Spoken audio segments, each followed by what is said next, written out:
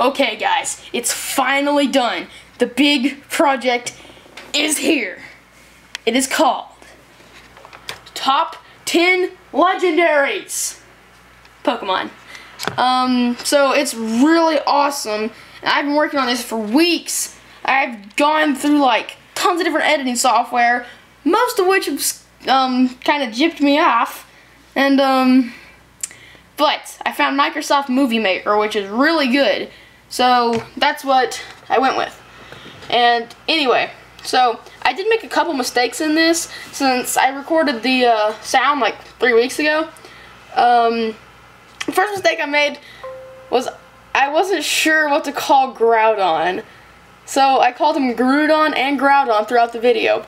Yes, I know, I'm sorry. And, Suicune, I call Suicune. So, yeah. It's Suicune. So I really hope you guys enjoy the video. So, like, I'll just tell you the process of how this thing was made. I had an idea in social studies one day to make a top 10 video. Had no idea it would come this far.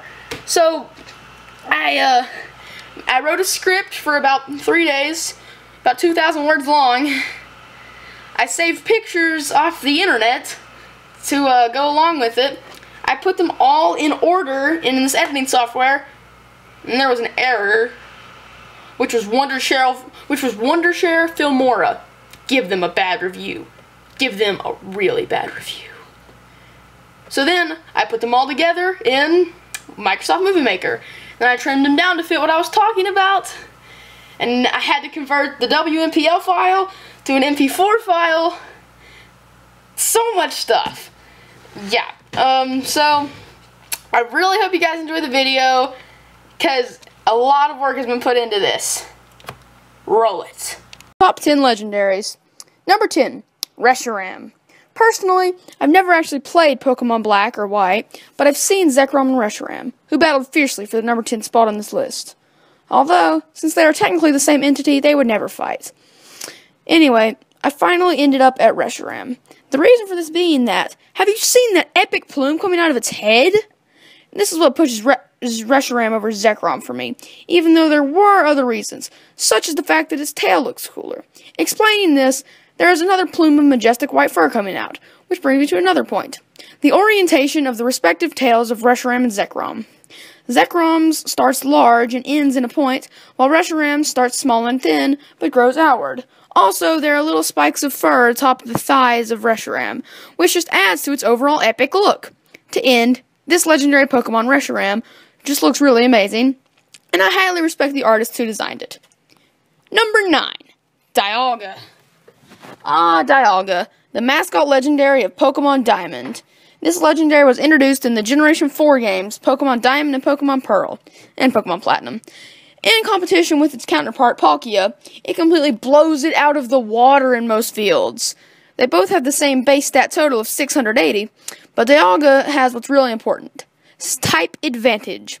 Dialga is a dual-type Pokemon, being Dragon Steel, whereas Palkia, who is also a dual-type Pokemon, is Dragon Water. This difference may not seem like much, but trust me, it is. Dragon types are weak against Dragon types, but Steel, Dialga's second type, is resistant to Dragon and strong against water. Now for the next thing that Dialga beats Palkia in. Looks. The beast has a huge chunk of steel on its chest, with a rather large sapphire in the middle of it. Does Palkia have a huge chunk of steel on its chest with a rather large sapphire in the middle of it? No. No, it doesn't. Also, their faces are pretty similar, but Dialga's head has those cool little ornamental horn things on the side of it. Also, to make Dialga even cooler than it already is in regards to Palkia, it has a mane of steel spikes and a fin of steel on its back. Needless to say, Dialga is the much better Pokemon compared to Palkia, and I would say that it definitely earned its spot on this list. Number 8, Lugia. Lugia was one of the first legendary Pokemon. He and Ho-Oh, Lugia's counterpart, were the 6th legendaries, and the mascots, of Pokemon Silver and Pokemon Gold, respectively. Lugia is the guardian of the seas, and the sole leader of the legendary birds, often having to quell the fighting between Moltres, Articuno, and Zapdos. Now, let's compare it to the happiness-promising mascot of Pokemon Gold, Ho-Oh. First of all, the only reason that I picked Lugia for the number 8 spot was just because it looks so much cooler than Ho-Oh. I mean, Lugia is just on another level compared to Ho-Oh, who's just a red bird with a few more colors and a small golden mohawk. However, Lugia is a huge white dragon with enormous hands that can be used as wings to fly. Also, it has a row of blue spikes down its back and blue fins or something on its eyes. There is only one Lugia in the Johto region of Pokemon Gold and Silver. That's pretty much it about Lugia, who I feel is just cool. Get it? Cool. Because Lugia is the Garden of the Seas? Hot. Hot. Hot. Number 7. Kyogre. Kyogre. He's the mascot of Pokemon Sapphire and its remake, Alpha Sapphire. Let me give you the lowdown. In its home game, Pokemon Sapphire, the evil Team Plasma has woken up Kyogre to expand the sea over the land for some reason. You, the player, must stop the rampaging Pokemon, else the world will be destroyed. When you either make it faint or catch it, of which I would do the latter, the world is saved. This legendary is massive and can only be stopped by either your team of fully trained killing machines or the even more powerful Rayquaza. But more about that later. Let's talk about the characteristics of this pocket monster. It has a base stat total of 670. Wait, what? I did not know that. Okay, this thing is a beast. Also, like Lugia, the reason Kyogre got the revered number 7 spot is because it just looks so much better than its counterpart, the mascot of Pokemon Ruby and Pokemon Omega Ruby, Groudon. For starters, like Bulbasaur, Charmander, and Squirtle. Anyway, for starters, Kyogre is blue, which everybody knows is better than red, the color of Groudon, or Groudon, I'm not actually sure. This rule applies to everything, except when you're talking about Pokemon Red and Blue, the games, because if you weren't, Pokemon Red the game is better than Blue, but the character Blue is better than Red in Pokemon Origins. Yeah. In the games, though, Red is a million times better than Blue, in my opinion. Hashtag Scyther! Back to Kyogre and Groudon. Sorry, I got way off topic. The number one thing that makes Kyogre cooler than Groudon, other than color, is the arms. Case in point, Kyogre has giant epic fins, where Groudon has little tiny T-Rex arms. On to number 6. Number 6, Zapdos. It's Zapdos, everybody. This is one of the original legendary Pokemon, and also one of the sole members of the legendary bird trio. This is the bird of electricity, so its location in Pokemon Red, the Kanto power plant, is very appropriate. I'll tell you the way I caught him. I've just beaten the Elite Four, and Blue, the champion, so I waltz on over to the power plant. Well, if flying on my Pidgeotto counts as waltzing, yeah, I beat the Elite Four and I still have a Pidgeotto. Inside the power plant, I encounter a Voltorb every 2 steps, but not one Electrode, which was what I was actually looking for. I found those in Cerulean Cave, though. Gotta catch them all. So, I was looking for Raichu, Pikachu, Electrode, Magneton, Magnemite, and of course, Zapdos. I actually caught everything I was looking for, except for Electrode and Raichu. Anyway, I made my way down to the deepest part of the power plant where I caught Zapdos. To do this, I used Ice Beam from Articuno to get it down to a sliver of HP, and used Venusaur's Sleep Powder to put Zapdos to sleep. I then caught it with 1 Ultra Ball. Now, let's see about Zapdos itself.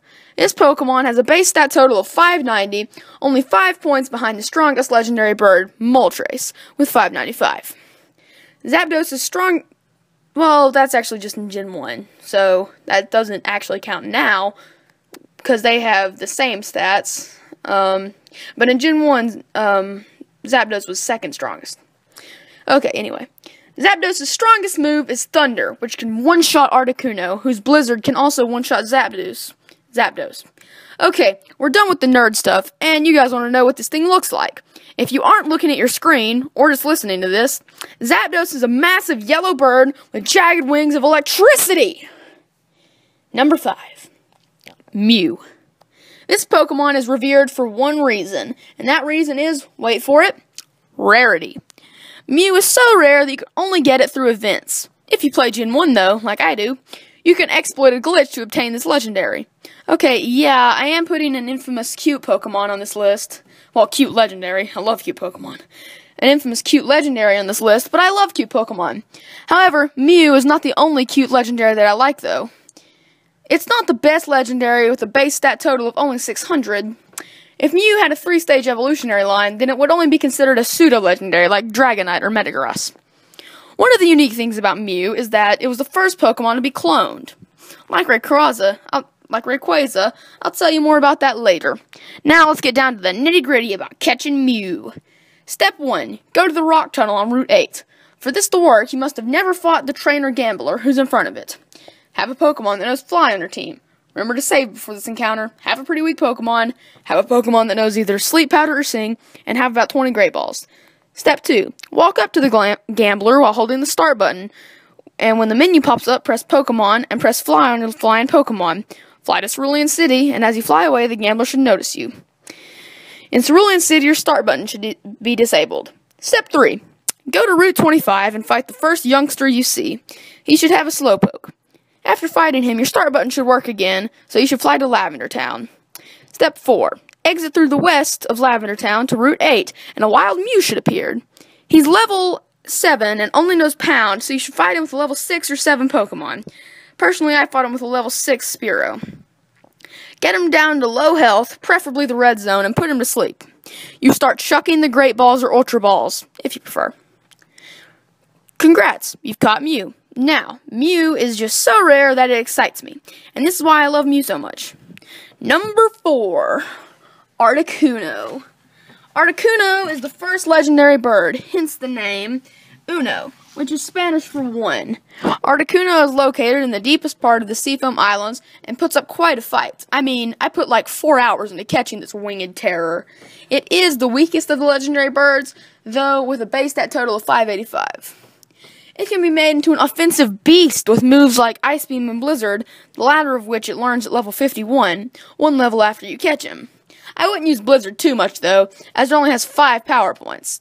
Personally, I just usually save Blizzard for tough foes that are weak to ice, like Dragonite, who did not make this list simply because he's only a pseudo-legendary.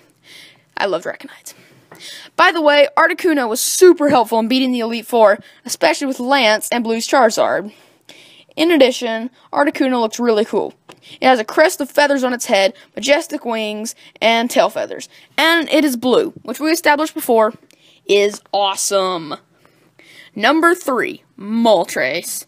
Articuno would be my favorite legendary Pokemon, if not for Moltres.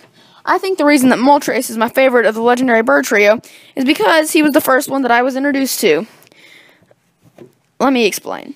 I was just a 12-year-old kid who couldn't care less about Pokemon games or anime. Yes, I know that the manga is still a big part of Pokemon, but honestly, now that I am a Pokemon fan, I still couldn't care less about it. Anyway, I was watching Sunday's Pixelmon series, shout out to him, who pretty much inspired me to start a YouTube channel, and he caught a Moltres. I didn't know at the time that there was a legendary bird trio, but when I found out, I recognized Moltres, and he was already familiar. So, naturally, when I found out that he was the only legendary bird I knew was in actuality the strongest of the 3 with a base stat total of 595, I was delighted. In my own game, with some basic strategy, I caught Moltres with 1 Ultra Ball. All I did was get it down to the red zone with an Ice Beam from Articuno, put it to sleep with some Sleep Powder from Venusaur, and throw an Ultra Ball at its face. As cool as Articuno and Zapdos look, Moltres looks the absolute coolest out of the 3. It has a mane of flames down its back, which looks epic, and to top it off, his wings are on fire.